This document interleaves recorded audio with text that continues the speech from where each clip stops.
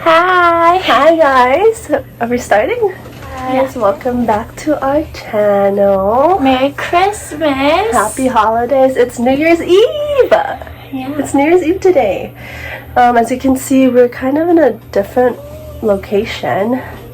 This is my house in Montana. We haven't been on in a long time, so we have a lot of catching up to do. It's the first video that you've seen of us. Well, actually, in we're over a year. well, my Together. surgery. Together. Okay, like I guess Q&A wise, this is brand new. So today's video is basically gonna be 2022 year in review.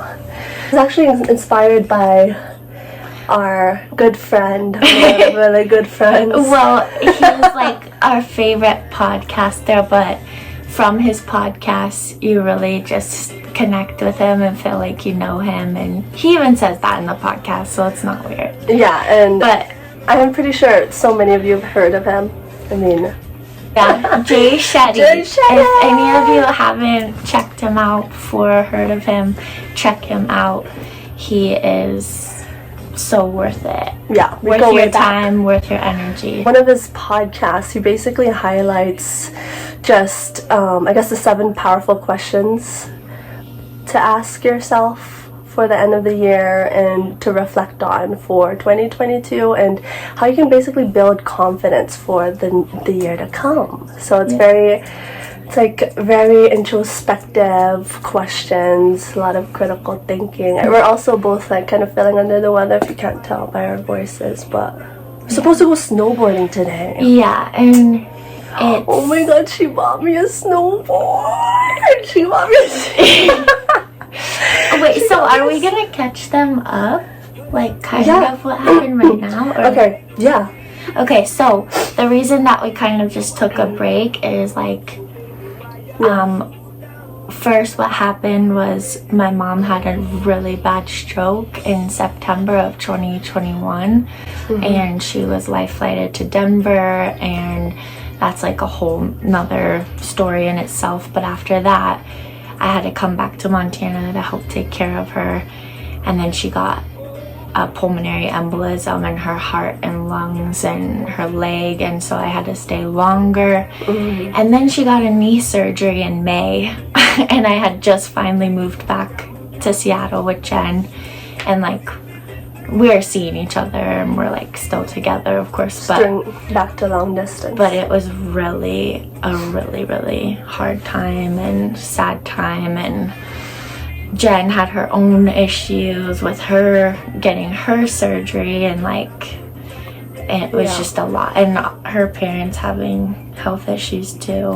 Yeah, so we, like we said in our, I guess, our video, and during our surgery, we basically had to prioritize, like, obviously family and life that happens to all of us, right? Yeah. And we just didn't have, I don't think I had it in me to like sit down and record anything. It just didn't make sense. It was just a really big test in life. Yeah. But it definitely has grown us in so many ways. And we've come out so much better. Like, we had to just weather the storm, and now like we're stronger than ever, I would say.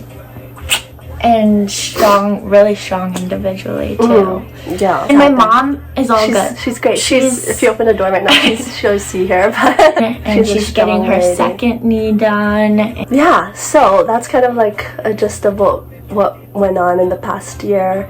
Now we are ending 2022, and we're just gonna answer some of these questions that we have. I kind of rewrote it down here, but so the first question is that we're gonna ask each other is, what is the challenge that you've overcome this year? This year, I can go first. Okay. For me, I think a lot had to do with my own mental well-being.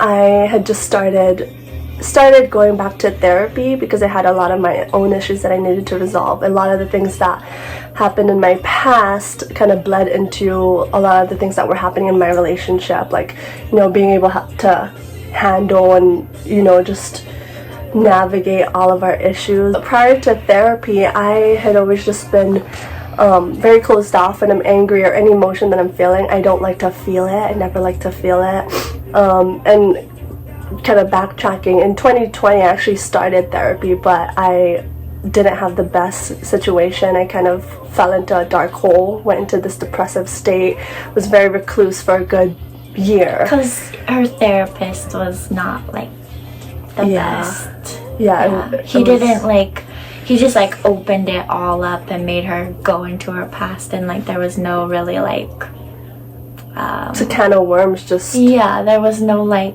guidelines to kind of follow or ease her into the process. Right. It was also so different because it was during COVID times and everything was virtual or over the phone, so there was no like rapport or like face-to-face interaction. We didn't like establish that relationship, and I think that had a lot to do with it. But yeah, that was one of the major things that I worked on this year, like the beginning of this, well, end of last year, this year. It was like so pivotal. My therapist is amazing, and yeah, I mean, like I feel like we've grown so much. Yeah, she is like, I can say for the both of us that we are such different people than we were last year.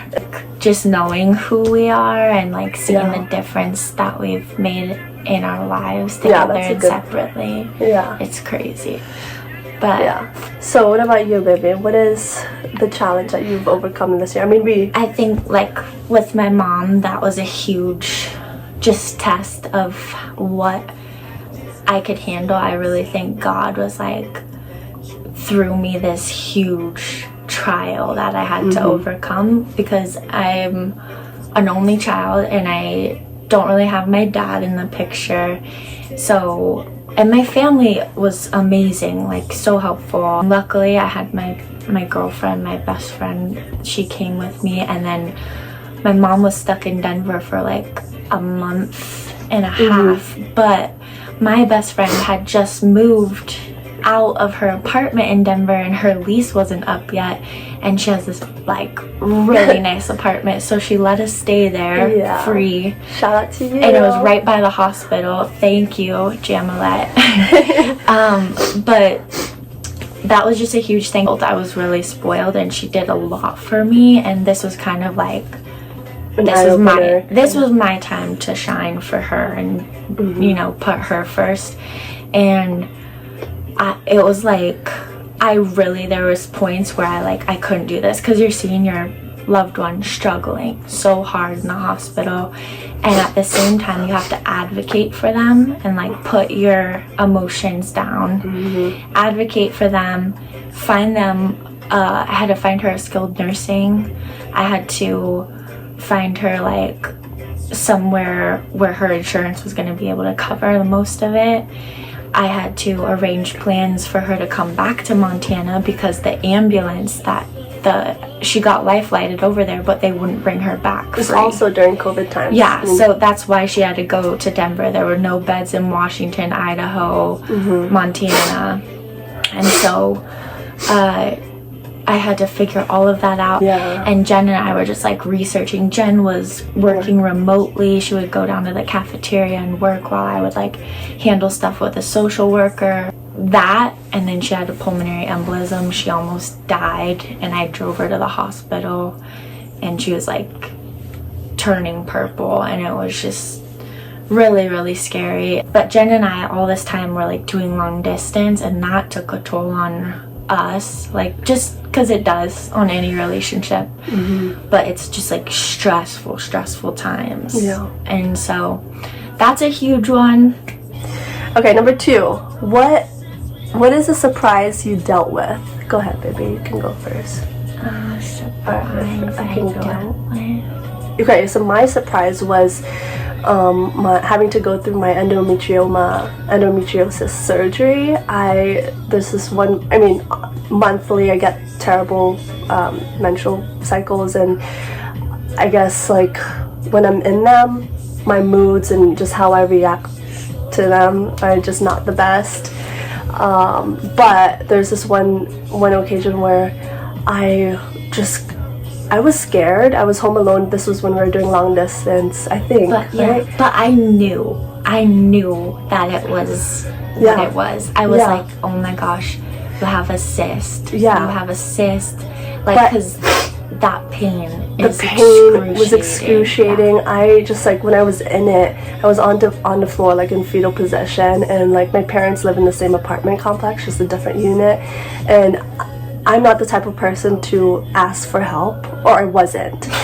And so even that, I didn't want to. I really had to like really think like, oh my god, what the fuck is happening? I need to go. And then I called them and texted them. I was like, you need to go get your daughter. Like, you need to go help her. Yeah. And then so that was a surprise to me, having figured out that I had to go through multiple appointments and see all of these like ultrasounds and just everything, the process, and then having to get surgery because of just the severity of it. That was a surprise, but again, I'm good now. You had never had surgery before. And she got so sick. Like, I only got my wisdom teeth out, and I was so like loopy and like fun. She just had the most miserable time waking up, like sick, so sick. But so that was mine. What's yours? I'm gonna say, so when my mom had her stroke, just kept telling myself like, this is your life now, you have to accept that your mom's not gonna be the same anymore. And there's certain things with my mom, like her memory, like short-term stuff isn't as great, but neither is mine. I'm getting older. But she's like the sweet mama, that big mama bear that you just go to about anything, and she like listens again, like the things I all knew my mom to be, and then them all coming back like 7 months later. Right? Good one, baby. Okay. So number 3. Okay, what is something that you bought this year? Well, I am gonna say, I mean, this is for both of us. She'll say the second part, but we bought Hawaii tickets for anniversary, and we went to Hawaii, and it was kind of a stressful time because we also were buying our house. Well, more like we bought a house. I don't know if you can understand. This is our first property. Our first rental property. It's huge. It took... this process was tough. Yeah.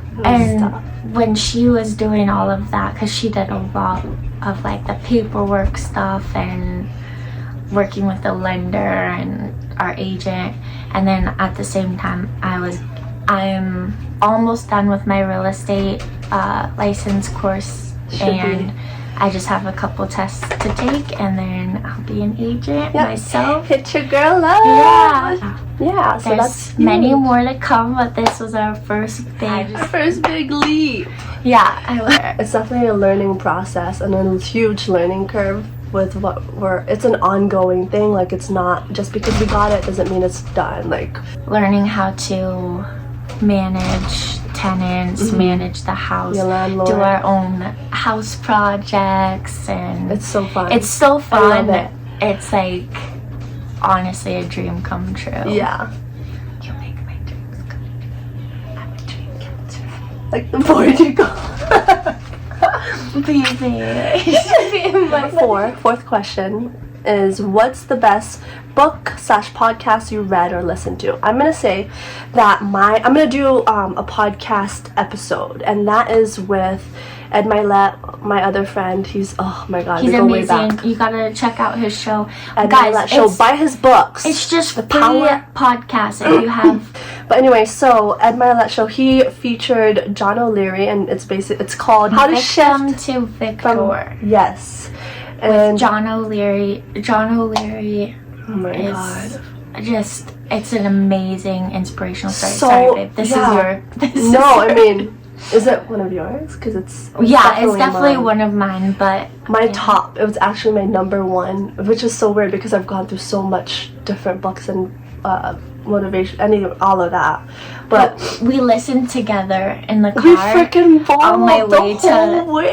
She was driving me around for work that day, and we like had our because it napkins. is unimaginable what this guy went through, guys. Like you have to look at it, you have to hear it, and he was basically burned alive, like 100% of his body. 9 year old. 9 years old.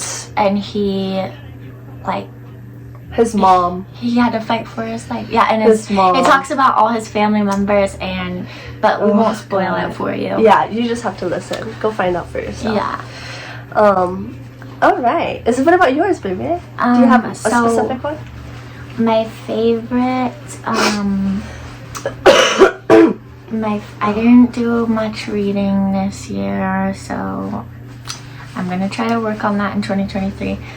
But audiobooks, like, and podcasts and all of that, I love Jay Shetty, and his podcast is called On Purpose. But then Jen and Jay turned me on to another person who I really love his show too, and his name's Lewis Howes, and it's called The School of Greatness. And all of these people that do like mental wellness and, you know, mindfulness, spirituality, physical health, financial health, like all of these podcasts that we're mentioning, they all talk about this stuff. They talk with doctors, they talk with stock and real estate investors, they talk with monks and athletes and it's definitely credible celebrities. sources. It's just a beautiful experience, and like there's times where I'm like not in my podcast mood and I want to just listen to my music, but when I'm in my podcast mood, like I just listen to like 4 back to back, and I learn so much more than I've learned a year in school. Like, and it's just so helpful. Yeah, and gives you motivation and strength to push on, because some of these people that they interview they come from nothing, like literally nothing. I think one of my favorite podcasts, I don't know if this was from Jay Shetty 2021, but I listened to it this year, is the Dwayne Wade podcast. It was so good, like so good. I could just cry. It was so good. I'm crying. Yeah, and but yeah. Okay. Yeah, we're gonna let you all just do your homework. Mel Robbins, Tony Robbins, they're not related, but so they're many both of them. amazing. Ed Milet, Lewis Howes, Jim Quick, Jay Shetty. Yeah.